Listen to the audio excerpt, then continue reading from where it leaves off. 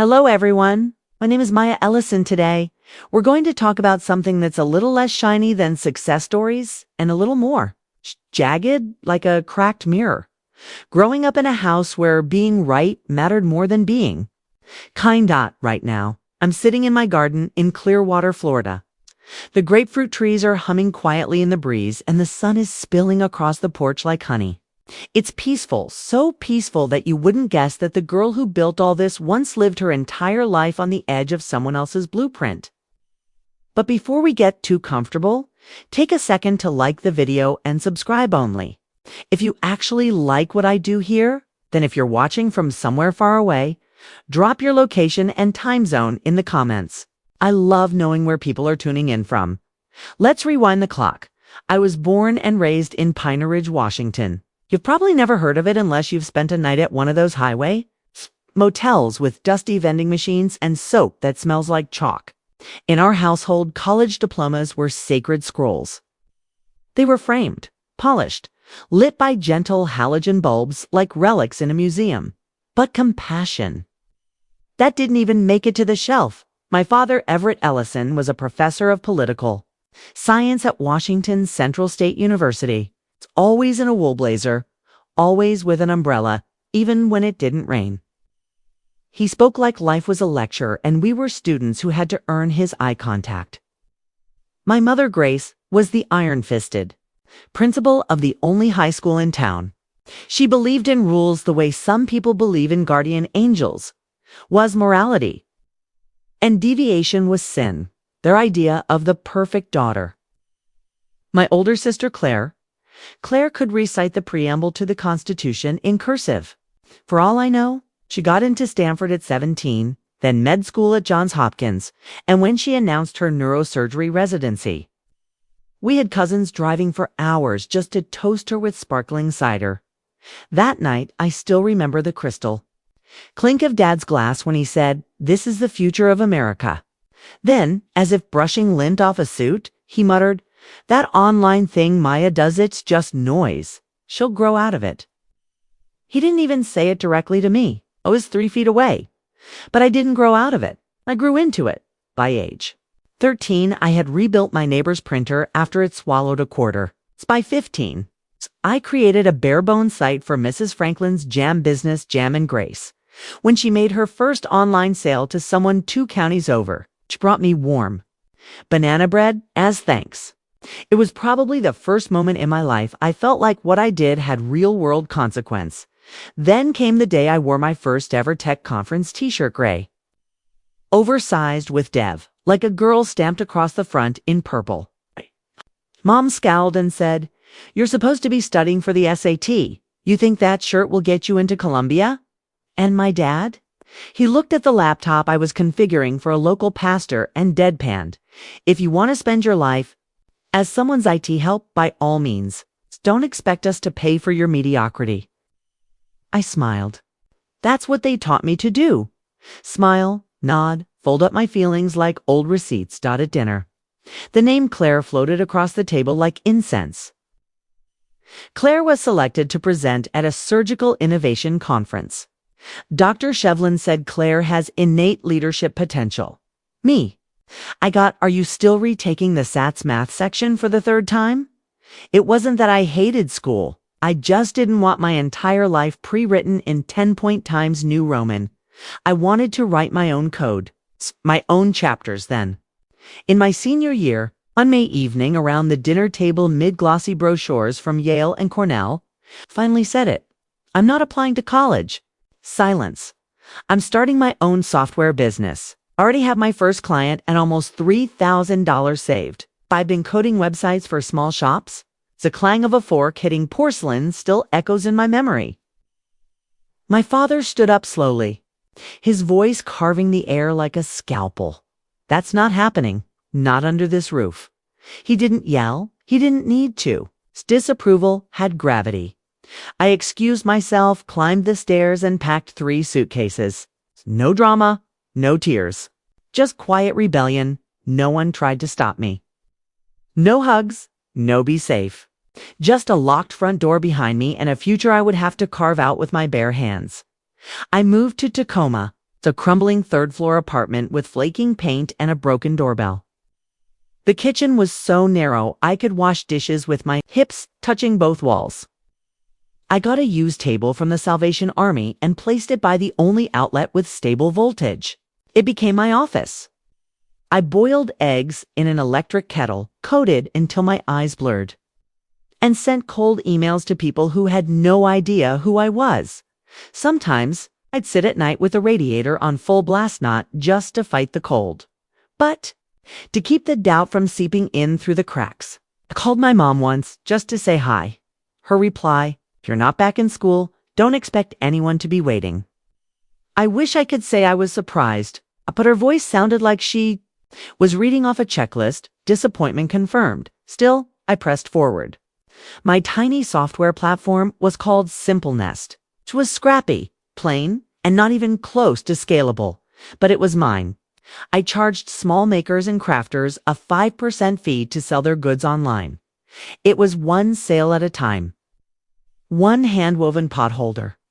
One hand-poured soy candle. My first client was a man named Tobias-san, old man who made clay mugs with phrases like, "World's okayest dad" on them.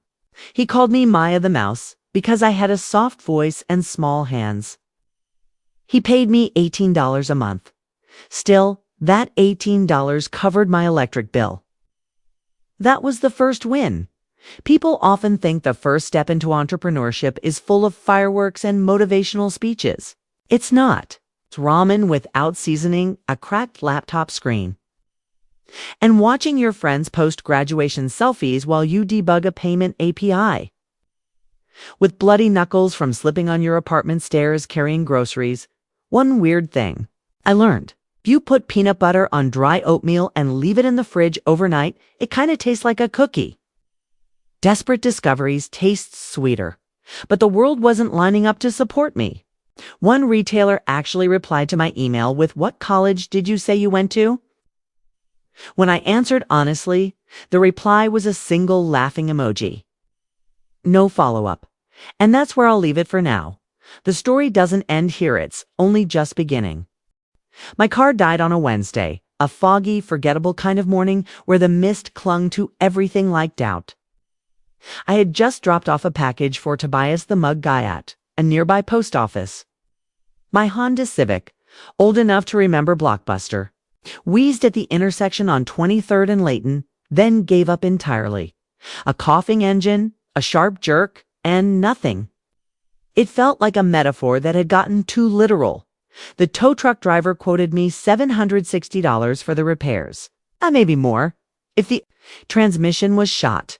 I had $92 in my checking account and a quarter jar with less than $15 in coins. That afternoon, I sat cross-legged on the hardwood floor of my apartment, surrounded by bubble wrap, open invoices, and a growing suspicion that I had made a massive mistake. There are moments where even breathing feels like a decision.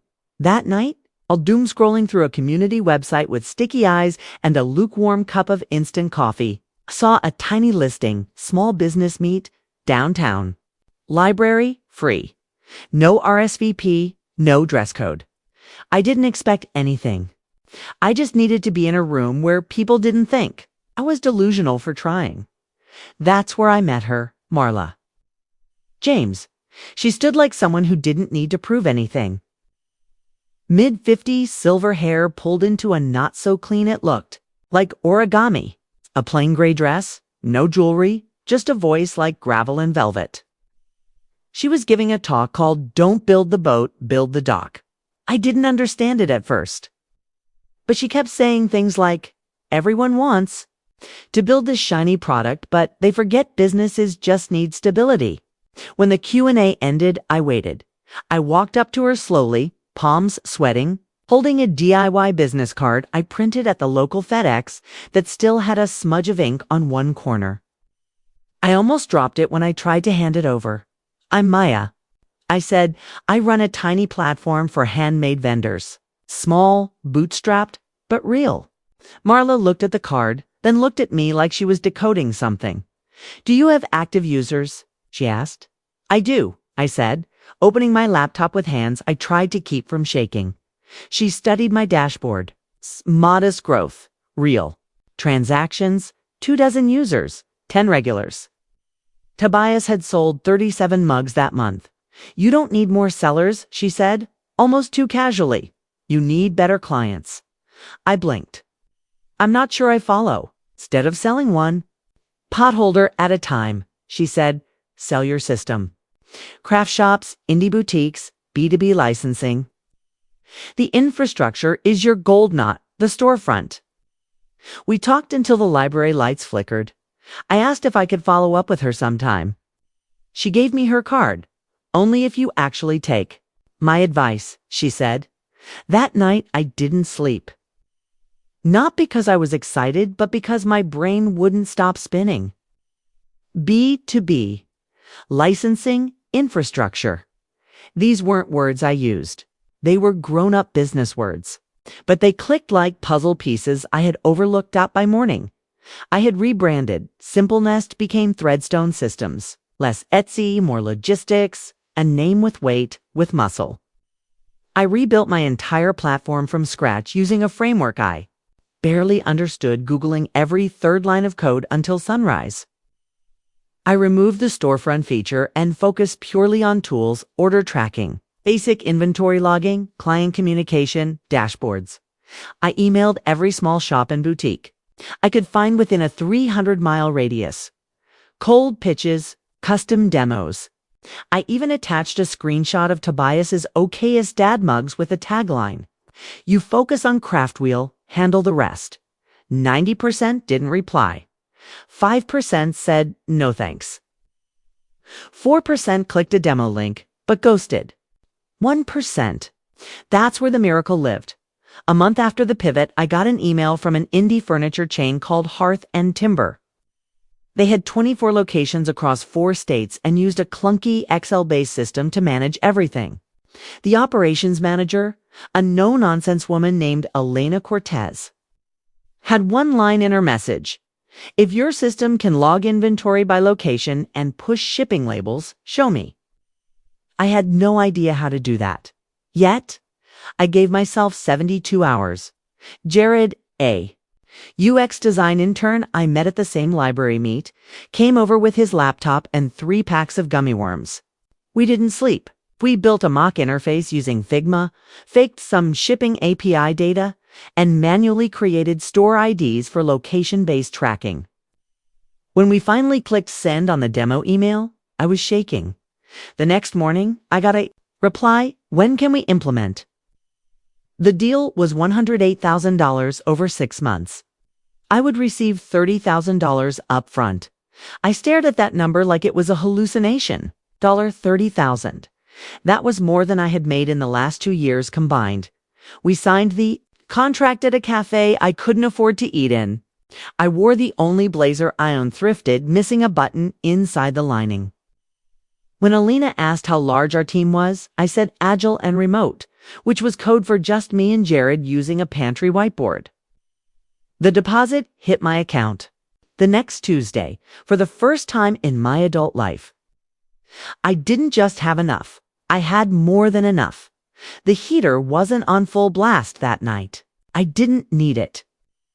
The cold was gone.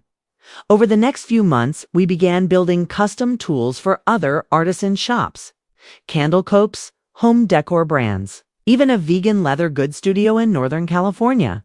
We weren't flashy, but we were relentless. And here's the odd thing. I still didn't tell my family. I sent parents a $1,200 anonymous money order when I heard through a neighbor that they were behind on utilities. I called it a blessing from the community. Mom said it was probably from someone at church. I didn't correct her once. I heard Claire say on a call, Maya's still freelancing, I think. Web stuff. Something with soap. I smiled.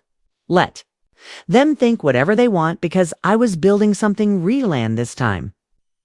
I wasn't asking for their applause. I was just busy becoming unstoppable. By summer, the apartment started feeling less like survival and more like strategy. Sure, the floor still creaked like an old man's knees. And the windows howled every time the wind passed through the alley. But there was structure, no ritual. Every morning, I brewed coffee using a beat-up French press someone left in the laundry room. At 6:45 sharp, I'd stretch my arms over my head, breathe deep, and sit down at my wobbly folding table to start coding. My version of a morning commute, Threadstone Systems, was growing in that strange sideways way startups sometimes do. Not exponential, not headline-worthy, but steady. We had 4 contracts, now one of them recurring, and enough client feedback to finally understand where we were headed. I was no longer building random tools for artisan shops. I was building systems for how independent makers, crafters, and boutique stores functioned: order tracking, shipment labeling, multi-location inventory syncing, customer behavior heat maps. The more we solved, the more we learned how inefficient most small to mid-size artisan businesses truly were. And that inefficiency, it was my gold mine. But growth came with tension. My laptop was dying. Jared was working full-time now for free, mostly and surviving on what he called spicy dorm life, which meant dollar ramen with sriracha packets from Taco Bell. We hung a whiteboard on the back of the refrigerator door, used shoeboxes as cable organizers, and kept instant noodles stacked to double as laptop stands. We weren't living, we were bootstrapping. Still, it felt good. Gritty. Good. Like we were building something from the marrow. But behind the code, I was also building something quieter. My double life, I was still sending anonymous help to my parents. They were barely treading water. Mom had a minor thyroid flare-up, and Dad's pension was shrinking under mounting insurance bills. One day, while emptying an old email account I hadn't used since high school, I found a forwarded statement from their mortgage lender. It had bounced to my inbox by mistake. The subject line read, "Payment overdue 16 days." There it was. In plain text, I stared at it for almost a full minute before calling my lawyer. Robert Kane, the same guy who helped me structure my client contracts. "I want to set up a monthly trust, anonymous mortgage support for a couple in Pine Ridge. Disguise it as a local educator relief grant." I told him. "You sure?" he asked. "Dead sure." Okay. And just like that, the Crescent Hill Fund was born. A fake nonprofit initiative honoring the quiet work of veteran teachers. Every month, $1,395 went straight to the mortgage company on behalf of Everett and Grace Ellison. They never questioned it. Not once. A few months later, Dad got a letter asking if he'd like to contribute to a civic education curriculum pilot. I had Robert draft a fake consultancy agreement through a shell company called Larkwood Advisory, paying him $1,900 a month. He printed it, framed it, and hung it in the den. The same den I used to be sent to when I talked too much about nonsense like HTML. I watched all of this unfold without saying a word, because that's what ghosts do. They haunt silently. Meanwhile, Claire had twins. I only found out because her husband posted a photo of the hospital hallway with the caption, "Jacob and Lily. Day 1 of chaos." The hospital bill forced her to delay daycare enrollment. So naturally, a Merit Family Enrichment Scholarship arrived in the mail 2 weeks later. $9,000 per child, fully covered. No one ever traced it back to me, because no one ever expected me to be capable of anything worth tracing at this point. I had spent over $80,000 helping people who still thought I was failing. And honestly, I didn't mind, because it wasn't about proving them wrong. It was about staying me on my terms. But eventually, something in me began to crack. It was subtle at first, like a glass under slow pressure. It was in the way I flinched when Mom called only to update me about Claire's research publication in a neurology journal, or the way Dad would email links to community college success stories with subject lines like, "Still time to make a pivot?" They still thought I was chasing wind. Then came Thanksgiving. I had just returned from a conference in Portland where I gave my first keynote. How artisan infrastructure will define the next decade of retail. It was streamed to over 9,000 viewers. TechBridge Weekly called me the quiet architect of indie commerce. But at my parents' table, I was still the one who took a different path. Dinner was at 6 p.m. sharp. My mother plated the stuffing with surgical precision. My father read the business section in the recliner like it was a sacred text. Claire and her husband arrived in matching sweaters. The twins wore shoes with their initials embroidered on them.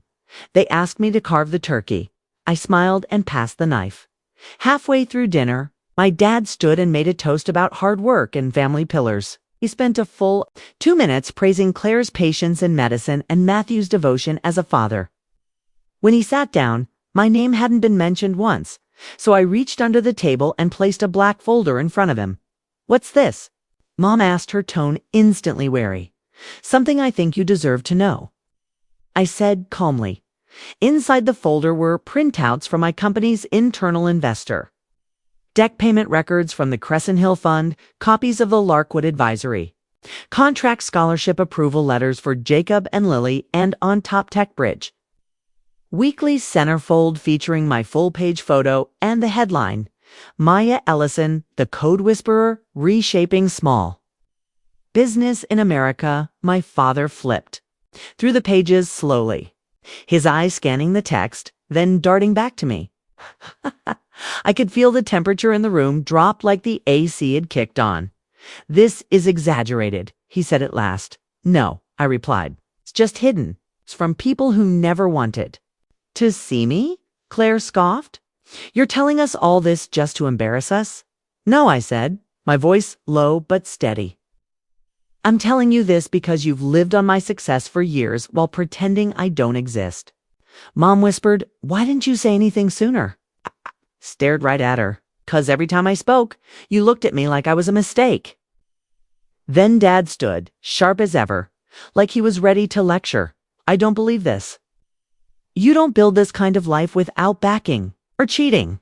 And there it was, the belief that if I had built anything worthwhile, it couldn't possibly be mine. I smiled. Not the polite smile they trained me for, but a real one. I'm done funding people who think my success is fiction. And I left shouting, no dramatic slamming doors. It's just a quiet ending to a role I never auditioned for. That night, I turned off every auto payment linked to my family. The trust dissolved. The scholarships weren't renewed. I gave them years of invisible help, but I owed them nothing else. I didn't cry on the way home. You'd think I might have. Some kind of delayed heartbreak? Some final release of all those years I'd spent wishing for something as ordinary as a parent's pride. But no, I just drove in silence, gripping the wheel of my rented Toyota Corolla as if it were a raft carrying me across some vast, invisible line. By the time I got back to my apartment, the sky was ink dark and cold again. The kind of cold that creeps into your elbows. I made tea, sat at my desk, and pulled up the internal analytics dashboard for Threadstone Systems. Jared had finished the new integration module that week, and our trial requests had tripled since Wednesday. 3 new craft store chains had booked demos.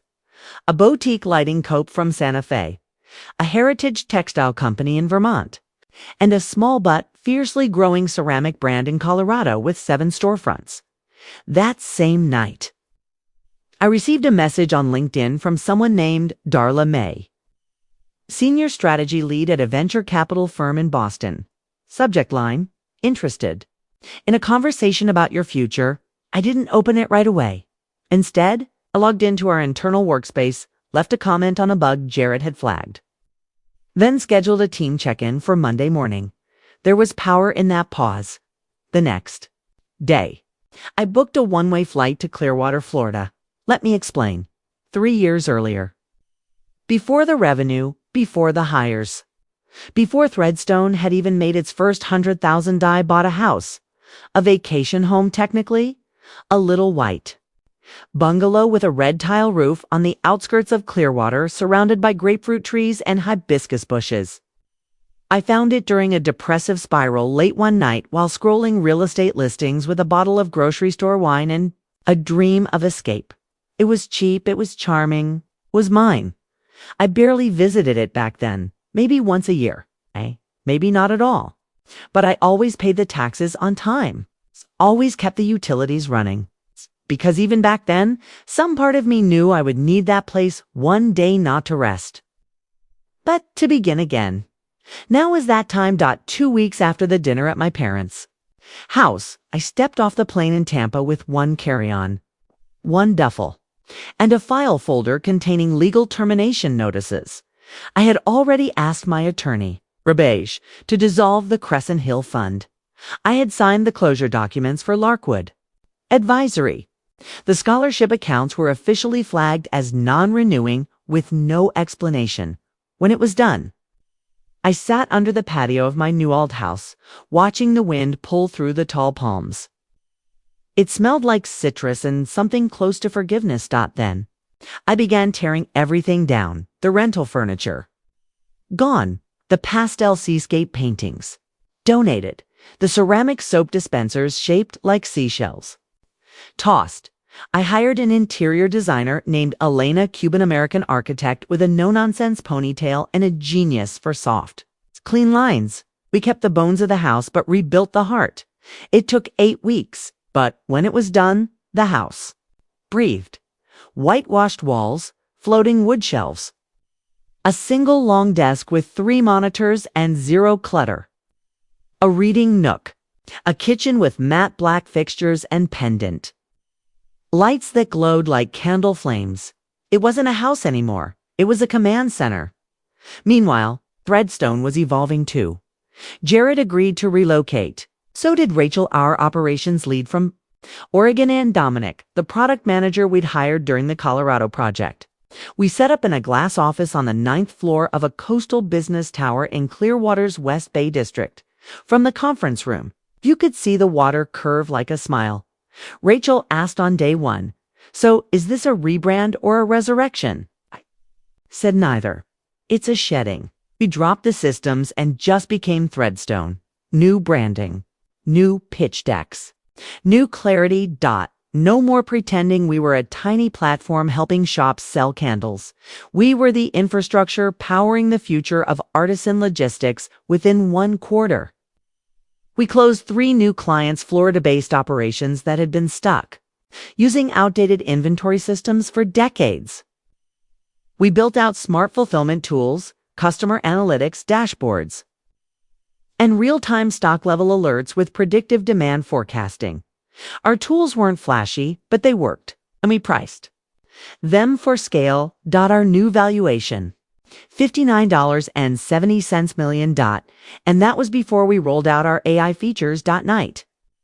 I would walk barefoot in my backyard with a glass of wine and feel the weight of the old life peeling off like sunburned skin. My jeans were designer now.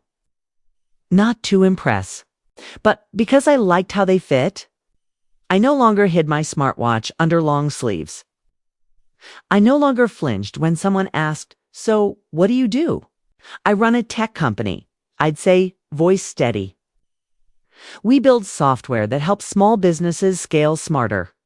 One Friday evening, I attended a Women in Tech networking event hosted in a rooftop bar with fairy lights strung across every beam. That's where I met him, Caleb Meyer. Not flashy, not thirsty, just real. He worked in digital transformation for nonprofit orgs. Had a smile that didn't try too hard. Asked questions like, if Threadstone were a physical place, what would it smell like? We had dinner 3 times in 2 weeks. The 3rd time, we walked barefoot on the beach, sharing earbuds, playing a playlist titled Teenage Melodrama. Revisited The Killers, Avril, that one obscure song from a TV show no one remembers.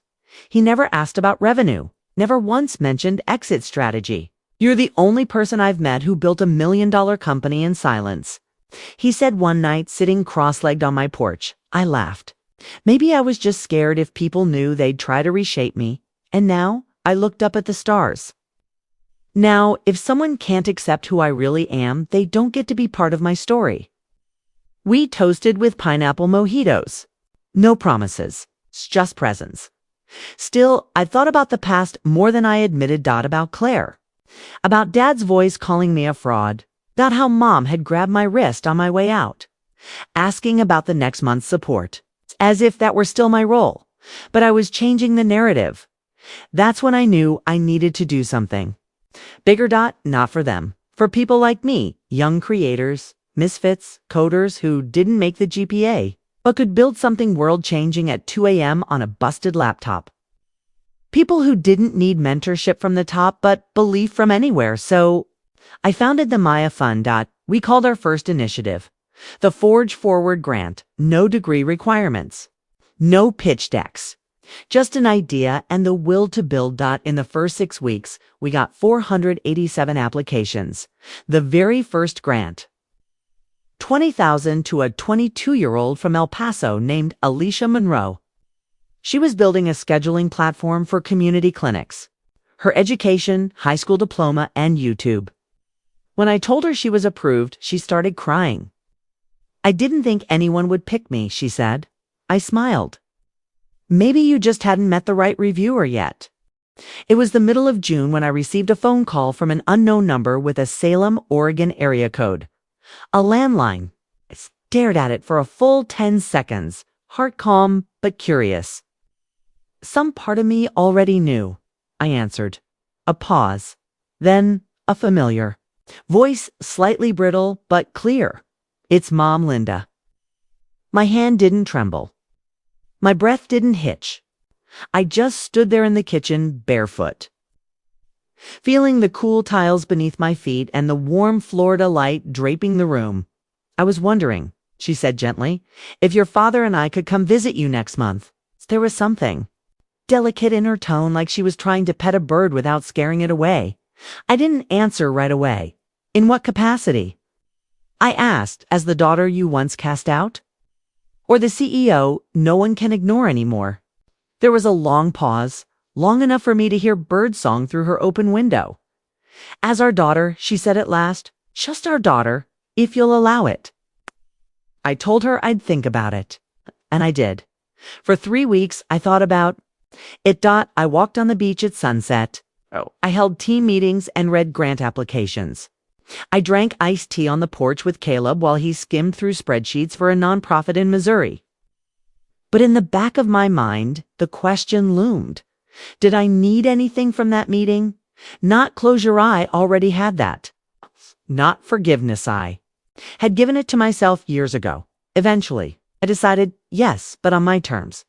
I chose a small coffee shop near the shoreline. It's quiet, airy, the kind of place that made you breathe a little slower. I reserved a table outside where the breeze caught. It's just enough salt to feel nostalgic. I arrived early, ordered a cold brew, and waited at exactly 9 a.m. They walked in. My father wore khakis and a navy blazer like he always did when he was trying to seem casual but respectable. His hair was almost entirely white now. My mother wore a soft floral dress and sunglasses too big for her face, like she was trying to hide behind them. We greeted each other with polite nods. No hugs, no tears. They sat down, we sipped our drinks. For a full minute, no one said anything.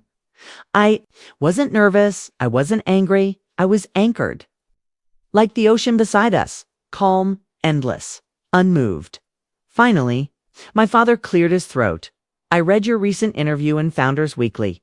What you've built, Threadstone, is very impressive. I nodded. Thank you. My mother placed her hand on the table lightly, almost uncertain. It took us a long time to understand that you never needed to be anyone's version of success but your own. I held her gaze. You don't have to say that if it's not true. I said, I didn't come here for a cleanup speech. She lowered her eyes, said nothing more than the unexpected my. My father leaned in slightly. You once asked me what I saw when I looked at you. And if I didn't see the pride of this family, then what was I seeing? He paused, took a breath. Today, I want to answer. That he looked me in the eyes, and for once, I saw the man underneath the performance. I saw proof that I was wrong. Silence again, not empty. Full, I nodded slowly, my voice even. I no longer live for approval.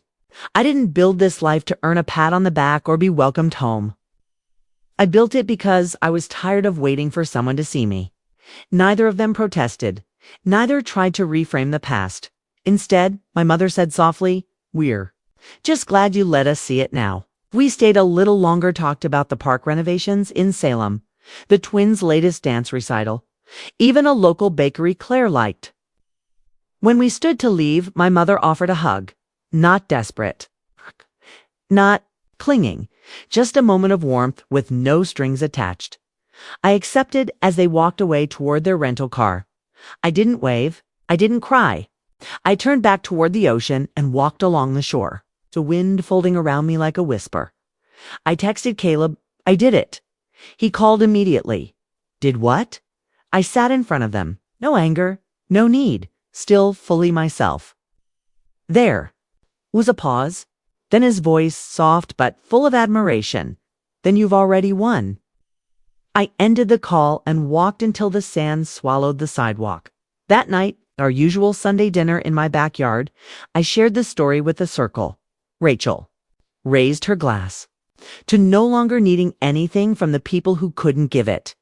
To healing without asking permission, Jared added. To not shrinking ever again, said Malik.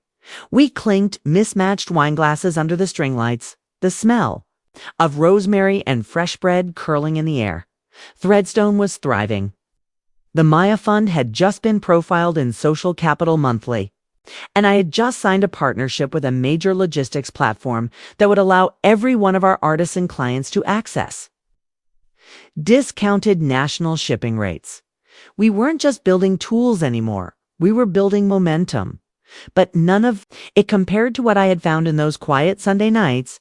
No power plays, no scripts, just a long table, open hearts, and enough light to remind all of us that we didn't need to be born into the right family. We only needed the courage to create one. And I had. Every Sunday evening without fail, we gather in my backyard. No speeches, no agendas, just people. Makers, dreamers, founders, coders, artists.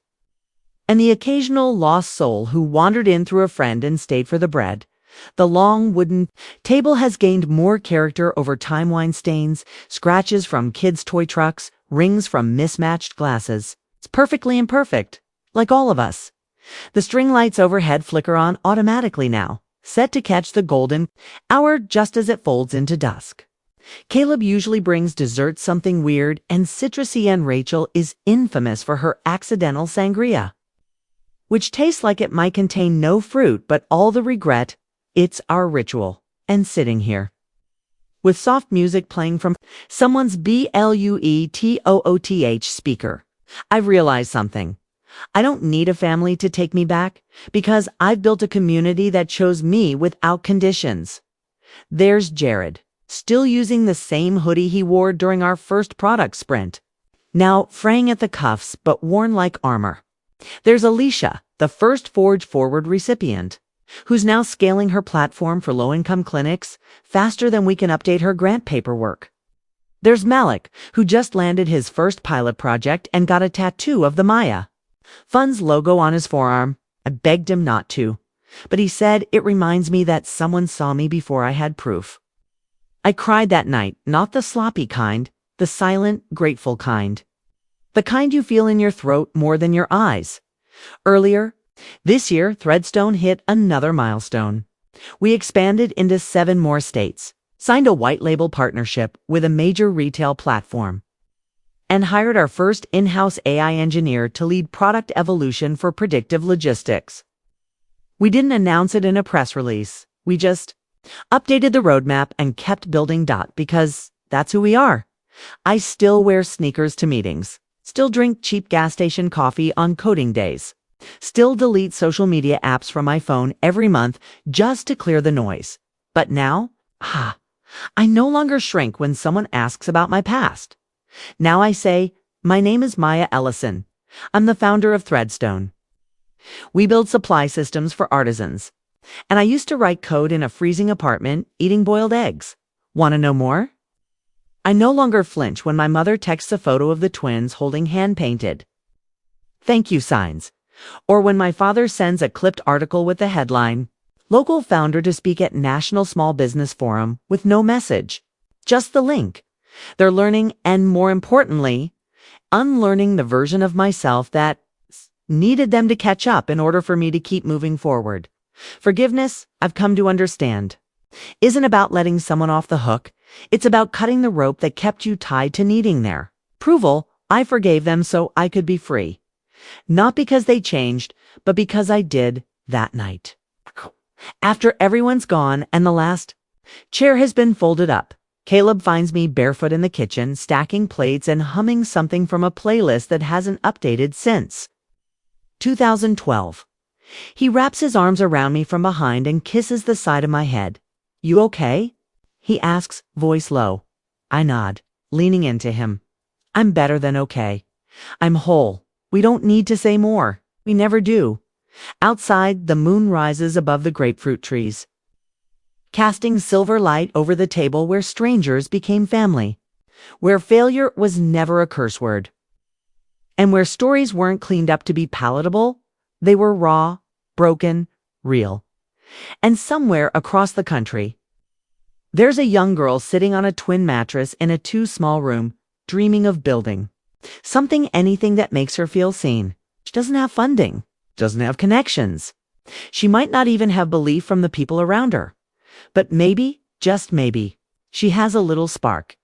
And maybe one day, her story will land on my desk, and I'll remember what it felt like to be her. And I'll write back, "You don't need permission. You just need the first step. Let's take it together." Because the Forge Forward grant wasn't built for prestige. It was built for people like us. The quiet rebels.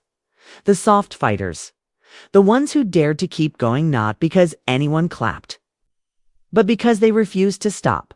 So if you're watching this right now, sitting alone in your room, wondering if you're too late or too weird, or too unqualified, listen to me carefully. You are not late. You are not broken. You are exactly on time, and you don't have to wait for the world to give you a seat. Build your own table, hang your own lights, make your own rules, because sometimes it's the best thing you'll ever do for yourself.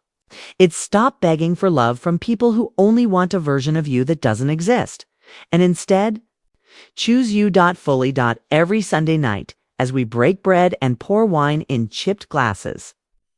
I look around and smile. Not because we're successful, but because we're real. And in this world, that's rare enough to be worth everything. The story ends here, but the movement doesn't. You're invited. We've saved you a seat. The table's long enough. Come as you are.